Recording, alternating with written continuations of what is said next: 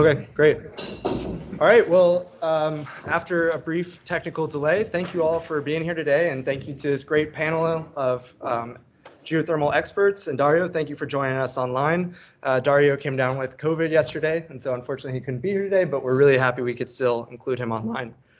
So, you know, after further ado, I'll maybe start with Alex. Maybe you could just work down the line, and then Hjörleifur, when we get to you, we'll share your slides. Well, my name is Alex, or Alexander Richter, last name. I am currently the Managing Director for the Iceland Renewable Energy Cluster, or Iceland Geothermal, and I'm the founder of ThinkGeoEnergy, which maybe some of you know. Been in geothermal, about 15, 16, 17 years, something like this. And a lawyer by profession, maybe, to put this into the perspective. But the rest, I think, we'll discuss later.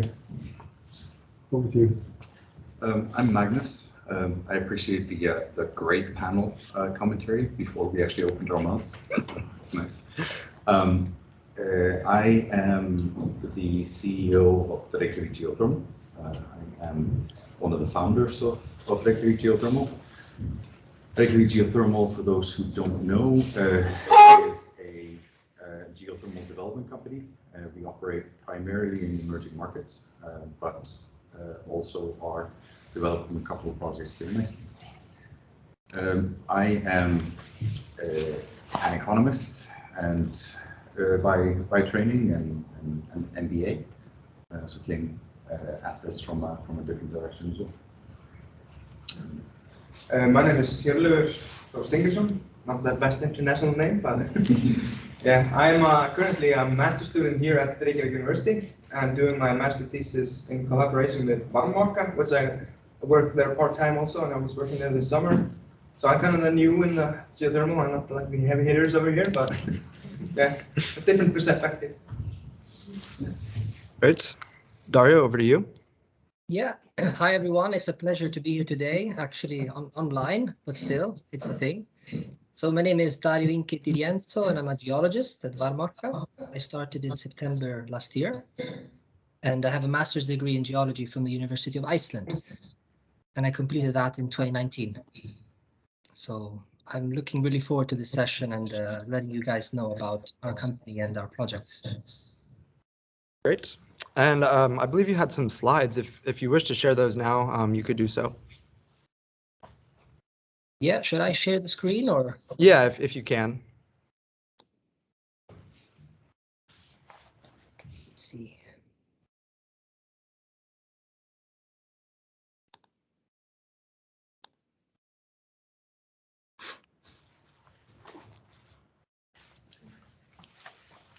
You guys see the slides?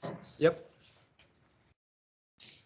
So perhaps I'll give us a short introduction to who Varmaorka is. You know, we are an energy company, quite small energy company that operates binary power plants, binary geothermal power plants. So in the low enthalpy spectrum. And this is a photograph of our power plant in Kópsvað, which is close to Flúðir, so in the south of Iceland. And it's quite a nice photograph that shows, you know, the power unit here, powerhouse with cooling towers, and also this mist cooling we have engineered. Yeah, so this is me. My previous work experience, I was a well site geologist at Green Power last year, Tuscany, for 9 months. And prior to that, I gained second level master's at a company called Eni in the gas industry. It was, let's say, an exploration master's, and it's called Geoscience for Energy. And my education, I have a master's degree in geology, specialized in geothermal science. And before that, I studied at the University of Edinburgh. I was in geology. Yeah, this is me. This is mainly what I said before. Like, I did my bachelor's studies here also. I was studying mechanical and energy engineering here at Reykjavik University, and I heard about the master's in sustainable energy, and I was really interested in going into the energy sector. So I stayed and went into the master's program here, and I'm currently working as a technical support specialist at Varmaorka, and it's kind of just a broad word because we're at a small company, so I get to do everything. So, like during the summer, I was doing everything from modeling in the power plants and like sweeping the floors and all in between. So it was really fun. Somewhere. Yeah, gotta start somewhere with everything. Yeah.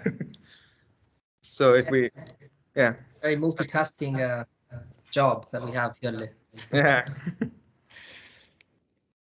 So yeah, just quickly, our vision mission, our vision is to provide, clean and renewable geothermal energy and supporting local job creation in Iceland, and also reduce the load on the energy distribution system. So kind of having these like off the grid, these small scale power plants that can service, local communities also. And the mission is then to operate and develop, sustainable small-scale geothermal energy sources in close cooperation with communities in Iceland. And we can do that together with Baseload Capital, it's a company based in Sweden that finances our project, supports us, both from a technical point of view and also from an economical point of view. And Baseload has local subsidiaries in Iceland, as well as the US, Japan, and Taiwan. So they have a global kind of perspective to baseload geothermal power. And I recommend you check out their website and everything. They are really invested in promoting geothermal and like raising awareness and getting investors on board with like financing geothermal and going into geothermal. So I recommend checking them out. And they're a really good partner to us in Varmaorka and kind of just, yeah, good project we're working on. We can see the next slide here. Here is kind of some basic information about the two power plants we have. Currently, we are using modular binary systems on both sides. We have one in Kopsvat, close to Flúðir, and one in Borgarfjörður in a place called Reykjavik. In Flúðir, we have 120 kilowatts of installed capacity with 8 climate modules, and in that system, we're like in both we have combined heat and power. So we use the hottest temperatures of the fluid from the wells, and then it goes to the district heating afterwards. So it's kind of best of both worlds. And in both cases, we are working with local utilities to achieve that and to have a better value product for everyone. And we use our electricity to pump and stuff. So it's kind of win-win situation for both. And yeah, you can see in the top picture that there are two modules in Reykjavik, and here down you can see 4 of the modules in Kopsvat. This is inside the house of the first picture you saw in the beginning, and yeah, really nice site. If you ever have a option of going there, I recommend checking out. Yeah. And maybe a slide on the new and upcoming projects. So we are now focused on Efri in Bláskógey. And Efri is a really exciting project, very close to Geysir. And currently there's a well there, and you can see the photograph, the steam. So what's happening there is that this well is flowing, at 145 degrees Celsius, and it's being flushed to atmospheric pressure. And the brine is then pumped over by vapor to the district heating network. And we made an agreement with the landowner there for drilling a new well and increase the flow rate. And then we're planning to build a new binary power plant, somewhere in the scale of 2 to 3 megawatts. And then utilize the force to stream afterwards in district heating or other projects. We'll see how that goes. This is a really good example of low temperature geothermal projects in Iceland where the temperature is too hot for the utility network and they just have extra energy and they just waste it by boiling it up into the air, and instead of using it to generate power and be best for everyone. Here we have they're boiling off 40 degrees or something and pumping it at 98 degrees into the utility network. And this well has been operating for 30 years in really stable conditions. So we want now to drill a new well in kind of the same resource to kind of see how much it can handle to make then a binary power plant to generate power from that excess heat they really don't kind of use. And we're doing this in collaboration with Veitur, who own the distribution network there and the landowner, and yeah, it's a really interesting project. Exactly. Yeah, it's been 30 years, very stable, and this steam has just been blowing out into the atmosphere. It's just waste of energy. So this is a perfect example of utilizing these low to medium enthalpy resources in a sustainable way. And there are many other places in Iceland that are applicable to this type of product. And I think our last slide. Yeah. This one is kind of just to optimize people who want to go into geothermal. Like in low temperature geothermal, there are a lot of opportunities and there are a lot of interesting things to look at.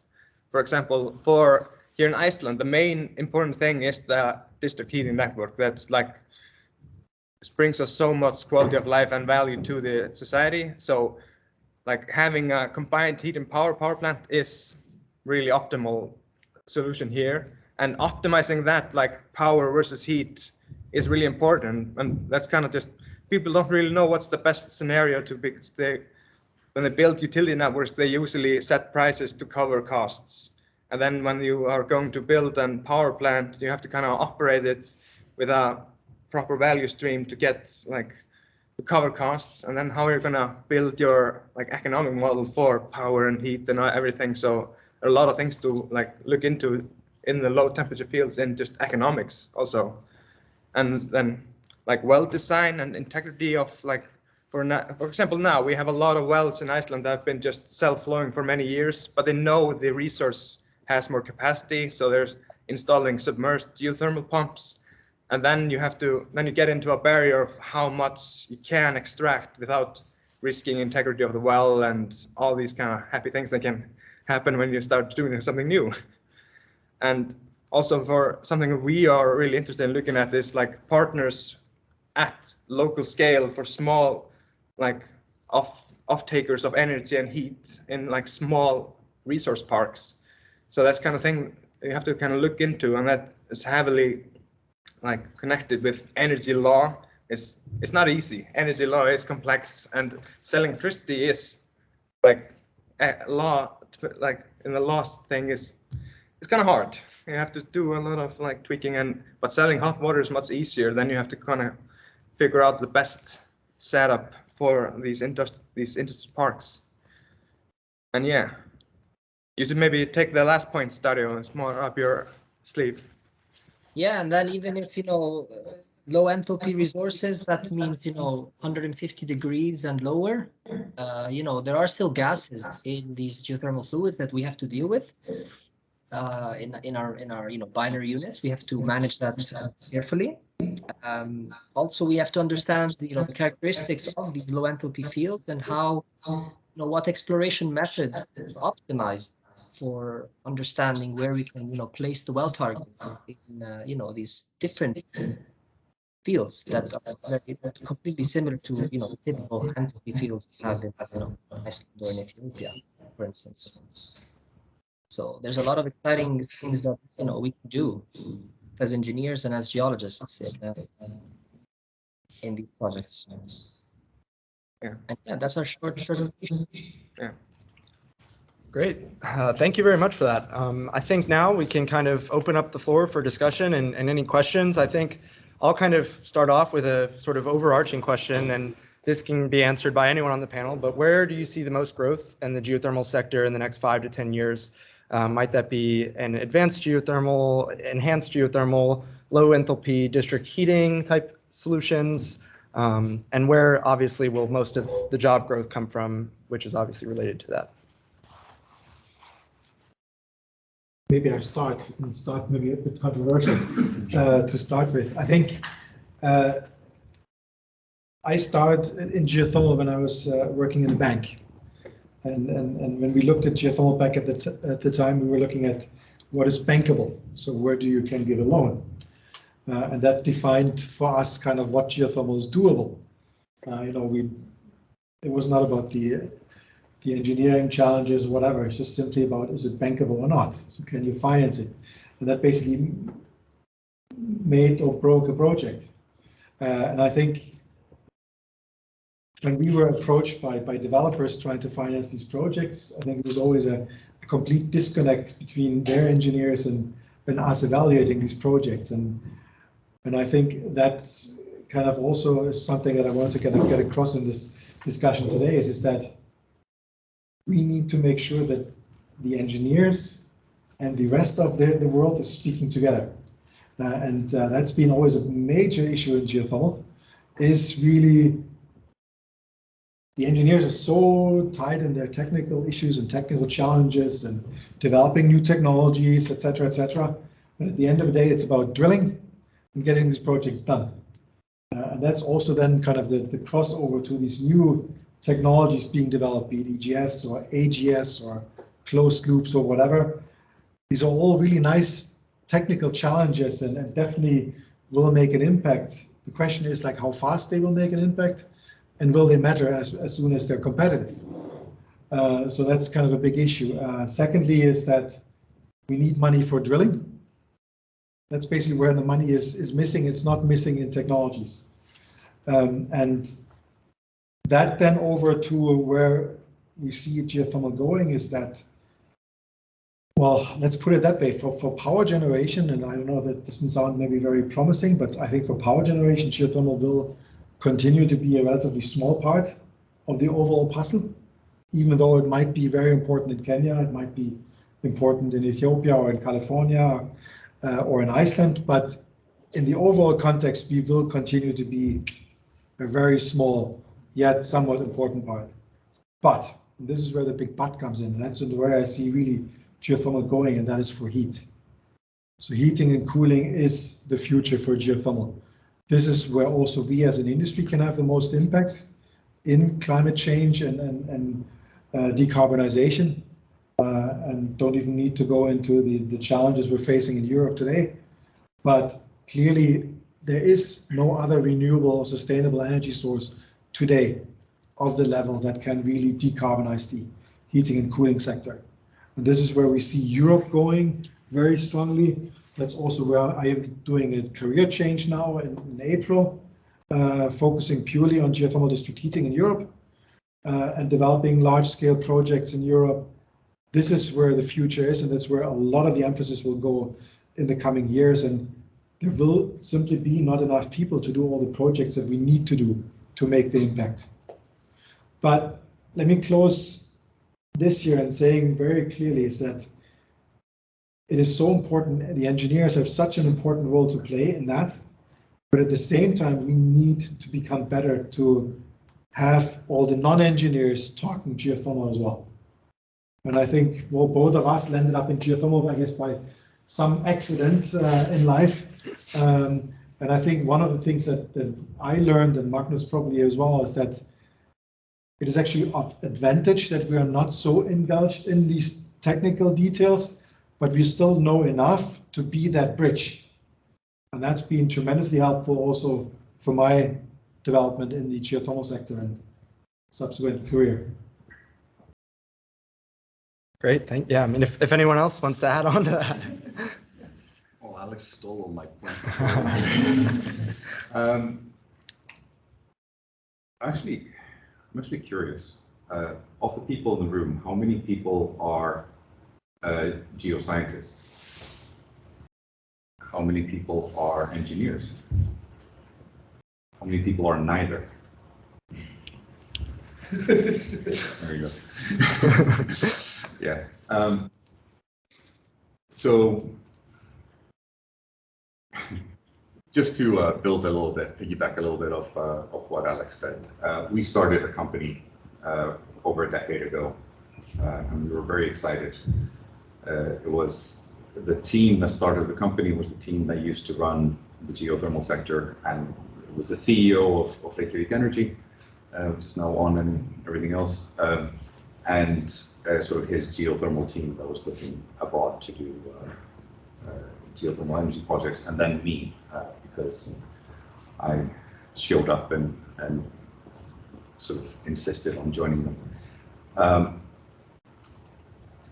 We were very excited about starting, going elsewhere in the world and starting to do geothermal projects just like had been done here in Iceland. We're excited about geoscience, we're excited about drilling, we're excited about all sorts of things. What's happened in the ensuing decade is that 75% of the time has been spent on financing, legal issues, licensing, environmental and social issues, etc., etc., etc., etc. Everything but hardcore geothermal engineering and geoscience. Not that that hasn't also happened. In order to get a project going, you very much need both of those things. But there have been times when, you know, the technical people have gotten bored waiting for the rest of us to get all the obstacles out of the way so that they can actually start to really build their projects. So that's a big thing. Very much agree with Alex on that. I did want to talk about, to answer the question, like there are three trends that are potentially helpful for geothermal in the markets, and now I'm talking about for this first point, power. The more intermittent power sources that we get online, the more solar and wind we get online, the more you have to start thinking about some way of making that work 24/7. And that means batteries or energy storage or something like that. That can also mean baseload. So where those resources are available, we are finding, particularly in the emerging markets where most of the world's volcanoes are anyway, they are getting very excited about the idea of having baseload resources to couple with the solar and the wind, and then using hydro to sort of balance it out. So that's one thing. Another thing is that the world's biggest investors have gone to every oil company in the world just over the past couple of years and said, okay, how are you going to be a part of the solution in the energy transition? How are you still going to be relevant 10 years from now or 20? And like, what is your new energy story? And that means every oil company in the world with their crazy resources is running around trying to think, okay, am I going to start investing in solar? Am I going to start investing in wind? Equinor in Norway, they decided, well, yes, we will, you know, we know offshore oil drilling, so we're going to be the offshore wind experts. But the rest of them have pretty much decided, we don't know anything about solar, we don't know anything about wind, but we do know, you know, carbon capture and storage. They can figure that out somehow. They have relevant skills. And the other thing is they understand geothermal, because that's drilling. And I think you're going to see a lot of money coming into the geothermal industry from the oil industry, because of that.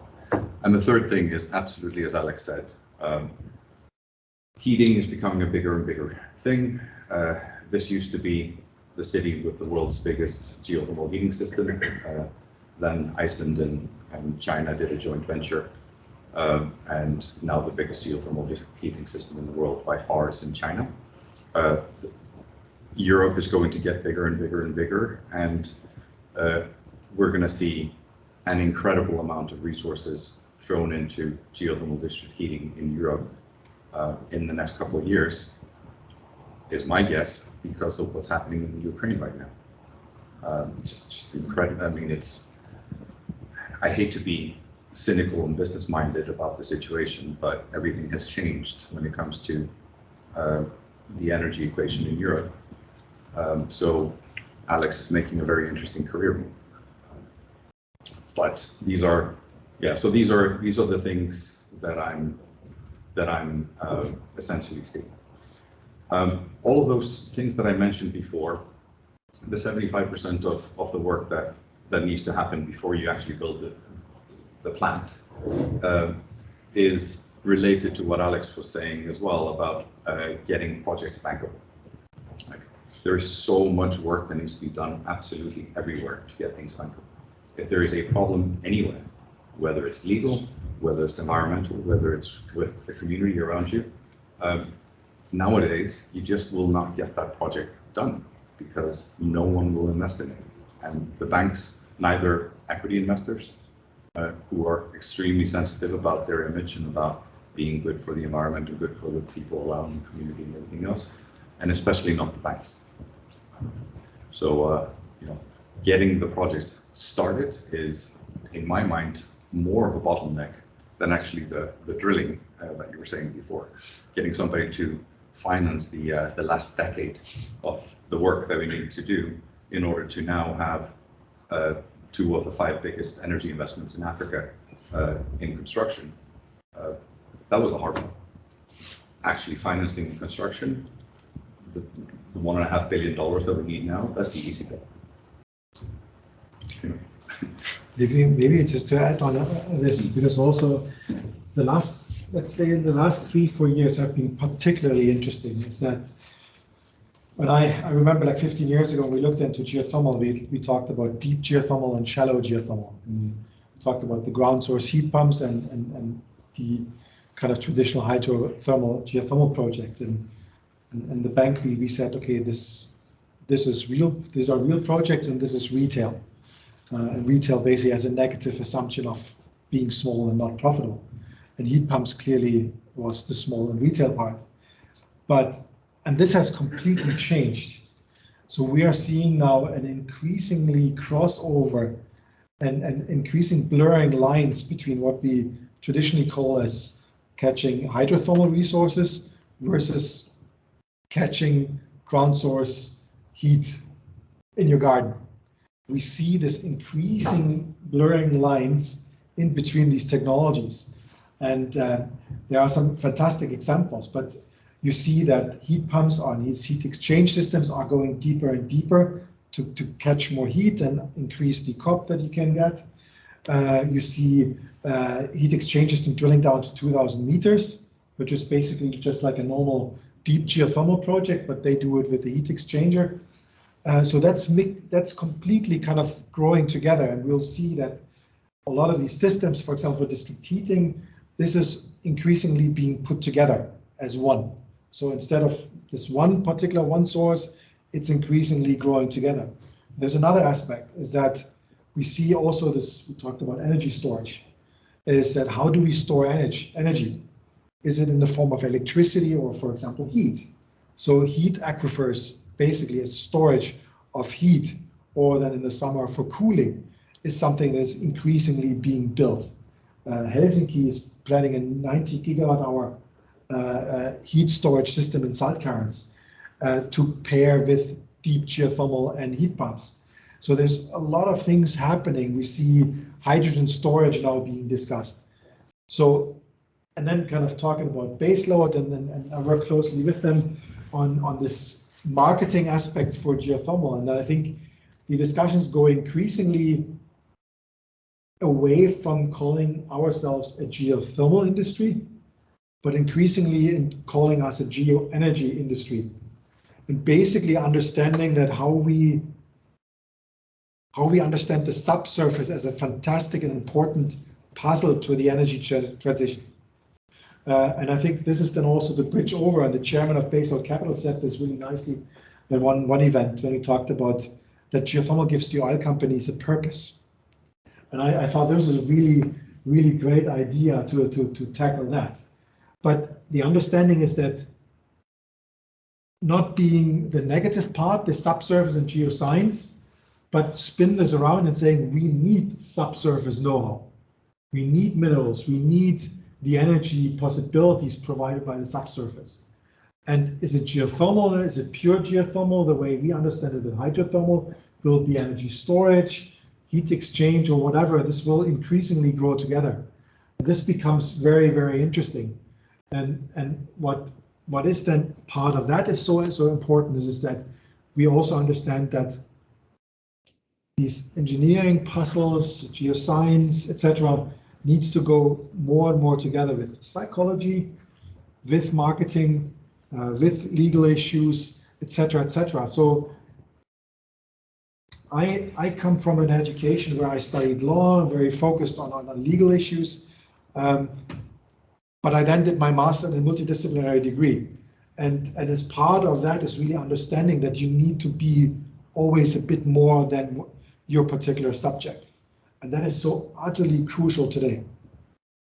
in everything that you do, because you need to always tie in. You always need to be able to speak to someone else. So kind of really get out of that silo that you are part of today as part of the structure of the university, and understand that you always need to look beyond. Maybe not big picture stuff, but I like in Iceland now in like low temperature geothermal and utility networks, I think it's kind of at the crossroads where like before there was a lot of like, oh, here's a hot spring, let's drill here to get water. And like they designed the utility networks to be good enough, and everything was just, it was super cheap and like nice and didn't cost that much. But now we're reaching a point where a lot of communities are like at capacity with their extraction rate of the resources and at the networks they're using. So I think a lot of like local utility networks gonna have to increasingly like hire more specialists in geothermal or contractors to do that, because finding new geothermal fields, I mean, close to Selfoss and all these places where like growing exponentially now, and they need more heat. There's going to be a lot of like challenges in like today in Iceland, and there's going to be a lot more monitoring of the resource and utilizing it better, and not just this like cowboy kind of just drilling and see how it goes and try to have it cheap. They're going to have to build the current utility networks a lot more like smart. Like you can see now at Baker, they're going to put up smart meters all over the capital area where they're selling water, and they're going to have much better ability to monitor how their networks are being used and sell energy instead of just cubic meters of water. There's going to be a lot of change in, I think, a lot of areas, and in some cases, probably like the prices of heating is going to go up. It's going to be increasingly more expensive and tough to get more resources on the network. So it's kind of, I feel like now in Iceland, that area is kind of at capacity where you can't just, oh, let's just drill here and hope for the best. We're just gonna have to do more resources science. Yeah, certainly. Well, thank you guys for those great answers. Does anyone from the audience have questions, or I guess maybe online?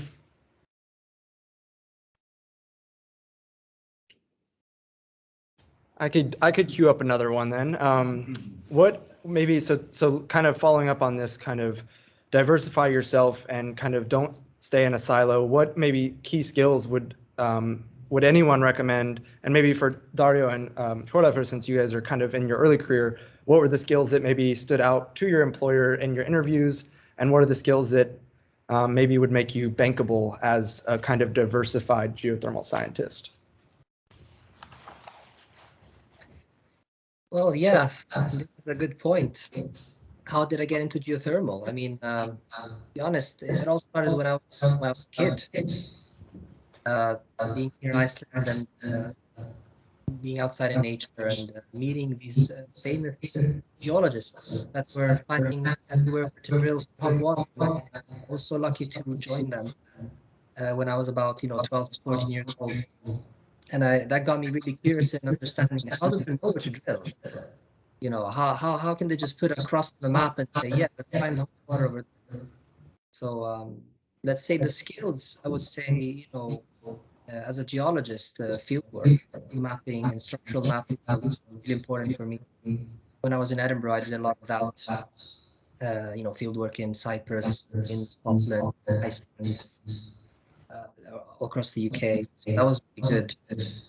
And then, just even geophysics, so, for your exploration methods, geochemistry, finding all these different, techniques that can be useful in a geothermal career. It really depends on the, on the master's program. You guys are, participating in different courses, but, there's a lot of geothermal is very multitasking. You have to be able to look at like geology from 360 degrees, which is really exciting. I think I'm never bored at work. I'm always learning something new, and always trying to find solutions and to all the problems that pop up, which is really fun.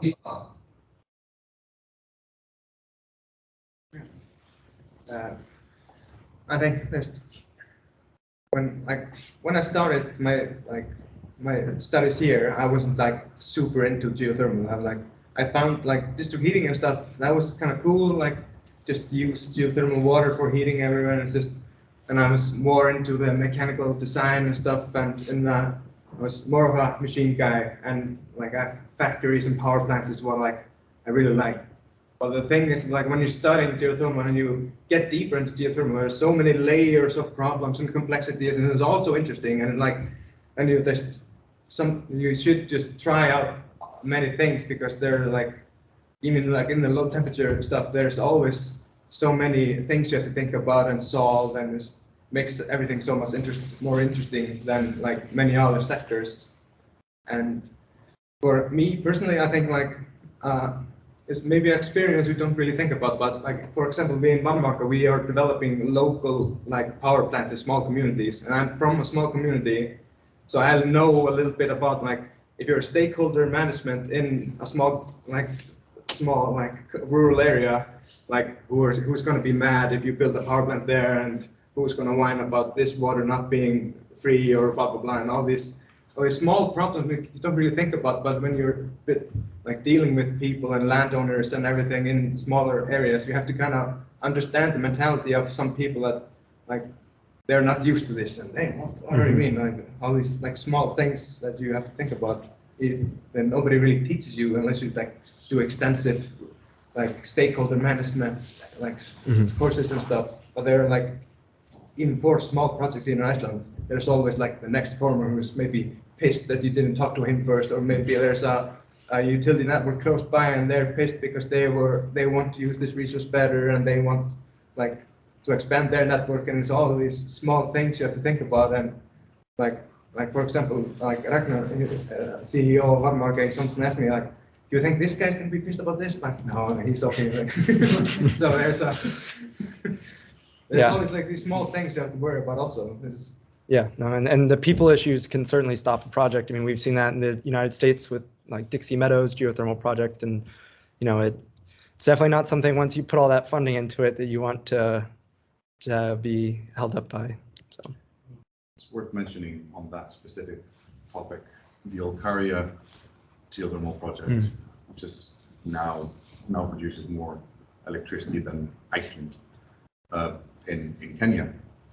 That project was on hold for a year because 2 small farmers sent a letter to the World Bank complaining about I don't know what it was, environmental or no, I mean social impact and such. And the entire project was halted for a year. Absolutely, completely agree with you. This is just you just have to get these things right, and incredibly important. I wanted to name an example on exactly this that both of you, all 3 of you, have mentioned before. Chelsea is an employee of Reykjavik Geothermal, titled as a geologist. That's a bit of a misnomer. She's a graduate of the Iceland School of Energy. She started working for us because we found that it was becoming more and more important, and we sort of were getting to the point where we desperately needed to figure out a leapfrog in 3D modeling and visualization software for all of our projects. And that's why she joined us in the beginning, because she knew that stuff. The reason why she stayed beyond the initial couple of months is because she's done everything. She made herself indispensable by getting involved in, I was just making a list because environmental and social. She was doing geophysical surveying field work in Ethiopia and in Iceland and elsewhere. She's been involved in corporate finance. She's doing investor relations right now. She's doing PR, like whatever. We're a small company, just like you guys are. Although our projects, you work with the smallest project, we work with the biggest project, but it's you can do a lot of small projects or few big projects. But having people on board that just fix problems is just absolutely invaluable. Make yourself indispensable. Yeah, and I think one of the things is that entrepreneurship is so crucial, and I think this is something that I wish I had in my undergrad, that I would have had more entrepreneurship. I was quite entrepreneurial at the time, but I've never had anything kind of formal as an education, and that clearly sparked something in my master. But I think we all work in one or another startup situation as part of everything that we do, because you need to constantly reinvent yourself out of challenges, out of your business, and you need to understand that at the end of the day you need to create a value for what you do as a company, but also as an employee to the company that tries to survive. So and with that entrepreneurship, you kind of realize that you need to do much more than what you maybe been hired to. And I learned this the hard way when I joined the bank. I mean, I was, I had to reinvent myself several times until I kind of ended up in the role that I wanted to be, because I wasn't fit for the role that they hired me. And then there was another one, and and in the end, out of that, basically became then geothermal and research and etc. And that's basically kind of what kick-started it. But it's that entrepreneurial spirit and this idea of understanding that you need to reinvent yourself on a regular basis, and I think that's been very important. And I really encourage you, if you have an opportunity to engage on an entrepreneurship course or explore this or listen to stories of people starting companies and being creative in the things, because like with Varmaorka probably as well, you're facing challenges where you don't have an answer. You need to come up with an idea. And I think a lot of the geothermal history in Iceland goes to that entrepreneurship and this idea of dealing with problems and finding solutions to those. And that basically created, I guess, in many ways, the industry that we know today. Yeah, great. I have a question for Alexander. I come from the oil industry, and oil is very rich and a lot of money. But you were telling us that to make projects, investors and all the rest, you don't have much margin for new technologies and things like that, which might affect more the contractor than the operator of the field, to market something like, survey, whatever, study, whatever. What do you suggest, like, for the point of view of someone supplying services to operator of the field, to push for innovation, to show things financially, it's worth investing that amount of money because you're going to have a return which is much better. Well, how would you approach this issue? This is actually an interest for my thesis. We could speak a long time about equity financing and so on, of kind of where this makes sense and what helps geothermal.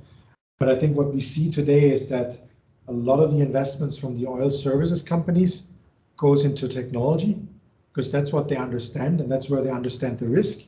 And they understand that this is a super risky investment, but they understand if it's becoming successful, it will be hugely successful. And that's why you see a lot of that investment going into technology development.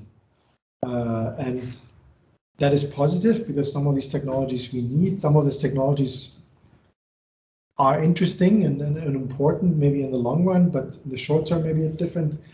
But what we really need to see, we need to see innovation in business models.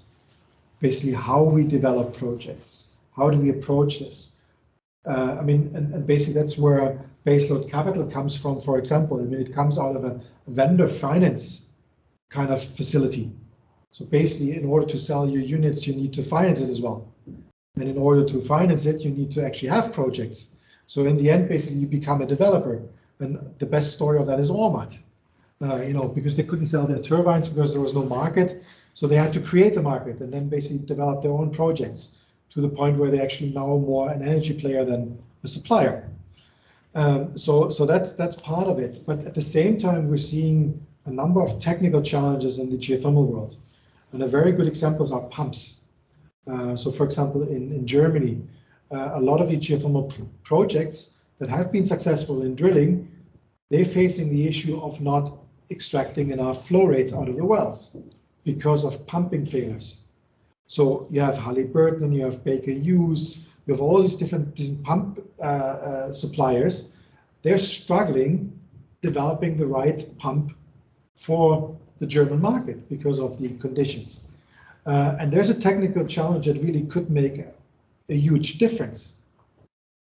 So, but I would go that far as that a lot of the technologies that we currently have in the geothermal industry comes from oil and gas. And if it hasn't been developed for oil and gas, it will not be developed just for geothermal, apart from maybe some specific details. But it is important, and it is important to understand. But the challenge with connecting the oil and gas service with geothermal has been the challenge of the business model. Because oil and gas is a commodity business, a high value commodity business, while geothermal is a utility business. So you have a payoff over a very long time. But in the oil sector, it's different. There's stock listed companies, and the cash flow from these wells need to be immediate. And that's a challenge. So it's more a business model challenge than it is a technical challenge. I'd add to that, like, I see a little bit of a change. As I mentioned before, the oil sector actually turning its attention to geothermal a little bit has the potential to completely change the industry. As Alex mentioned, we are a little brother. We have very much gotten hand-me-down technologies from the oil sector, because that's where the R&D is. And the R&D muscle of the oil and gas sector relative to that of geothermal is just 1,000-fold and more. And we have been seeing, like, for example, there is a company that is beginning to develop geothermal specific drilling rigs. There are lots and lots of companies that are attracting investment that are in the enhanced geothermal system space. Baseload, which is the parent company of Varmaorka, that was mentioned here before, just got an investment from it was last year or year before from Chevron. Like there's lots of possibilities for like Alex is absolutely right. Nothing has ever been developed specifically for geothermal, or not much, but that may change, and you know where exactly it heads and which one of these technologies, whether it's deep drilling or whether it's enhanced geothermal systems or whatever else, becomes sort of the big breakthrough next thing. I don't know. My tendency is to say that it's going to be a mixture of all of the above, which was Barack Obama's tagline for his renewable energy policy. It's super exciting. I mean, we see there's, particularly in the last 3-4 years, there's been an influx of former oil and gas executives into the geothermal space. They have, I don't know how many companies I could list here today that were founded by former oil and gas players, trying to make a difference in the energy transition based with the knowledge that they have. And they're coming with both technical solutions, technical ideas, approaching geothermal from a different perspective. And that's what we as a sector also need. We need this outside ideas and thoughts and development. We see this influx coming now very, very strongly, both in Europe, but mostly in the US and in Texas in particular. We see also an increasing discussion about what we do with plugged oil wells and the opportunities presented there. So there's a lot of things are happening, and a lot of entrepreneurship with technical innovation as well. So this space will be utterly exciting.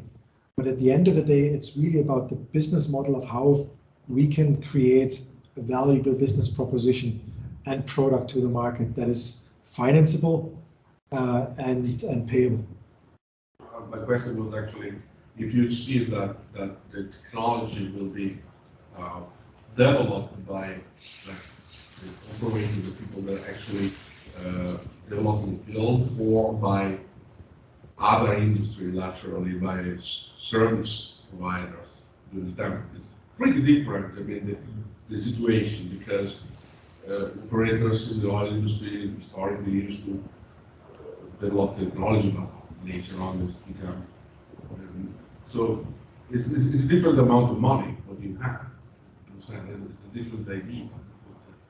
I mean, what you see, for example, in the US at the moment, for example, in the Utah Forge project, which is an EGS project. I mean, we're going away from that really wild concept of just stimulation on an open well to that concept of having this multi-stage simulation for specific aspects of the well.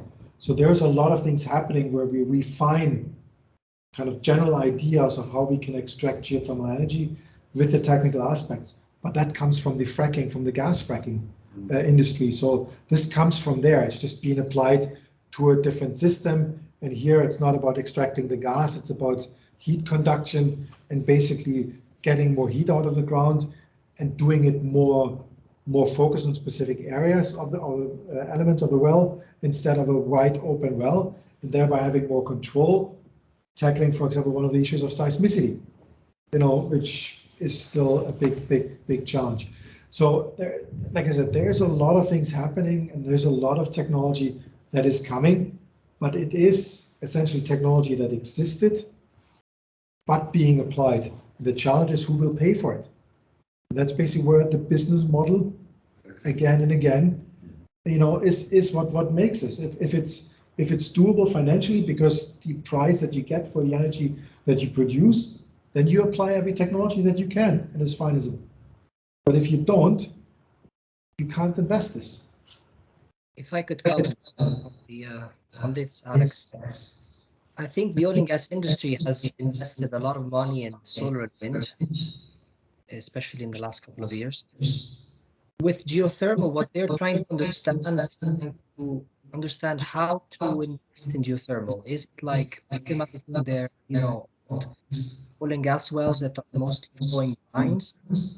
For instance, that's what Chevron is looking into, is using electricity from its hot brines coming out. Or are they maybe also interested in stepping into the field and helping geothermal energy companies in high-altitude exploration? Because the oil and gas industry has the best expertise of the subsurface. They have incredible technology and data processing, 3D modeling with seismics and everything. So they would be the perfect fit to transition eventually from drilling for oil and gas into drilling for fluids, hot brines. But it's just like exactly that. They're trying to figure out the business model. They are used to just selling, gasoline, which has now it's like gold because of the conflict in Europe. So whereas a utility, a district heating network utility is completely different. But I think it's going to be very interesting. It's going to be a very interesting decade.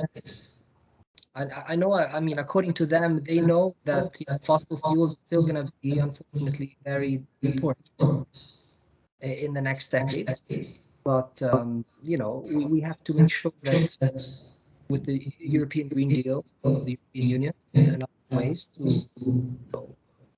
finance new projects with low entropy or entropy, pumps, etc. But we'll find a fit in this decade. That's my point. Pretty similar with that, like the module overseas systems we're currently using for producing energy in geothermal.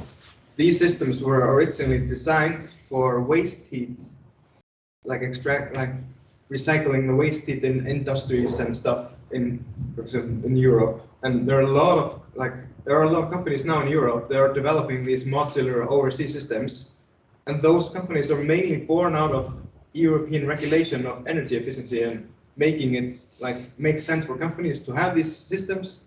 So then the companies are born, and then some of the companies think, hey, we can use these things in geothermal and make geothermal better, because for the standard overseas systems we have today, they're per kilowatt of installed capacity really expensive for small projects. So these modular systems are kind of just new in the game in the geothermal, that we have maybe a potential to buy off-the-shelf systems for really small projects that don't have this immense install capacity cost as a single unit big systems. And it could be really interesting when they start manufacturing them in rows, and they're really reliable to expand this modular systems just everywhere, where you could maybe have for example, here in Iceland, a submerged geothermal pump, which is consuming energy, and then on top you have maybe a modular system which is feeding that energy into the pump, and thus minimizing the load to the grid that the pump is using, and making maybe a project that's maybe more self-sustainable in that sense. And that was really hard with maybe going with a big government system or something to make kind of these smaller projects. But all these possibilities are built with kind of resources from other industries and opportunities from there. Great. Yeah. This puts us at 3:30, so I don't want to take anyone else's time up, but we really appreciate you all speaking to us today and bringing your expertise and experience and sharing it with our students. So I'm sure if anyone else has questions, you can send an email, or we can connect you through the chapter with the speakers today. So with that, I'll give them a round of applause.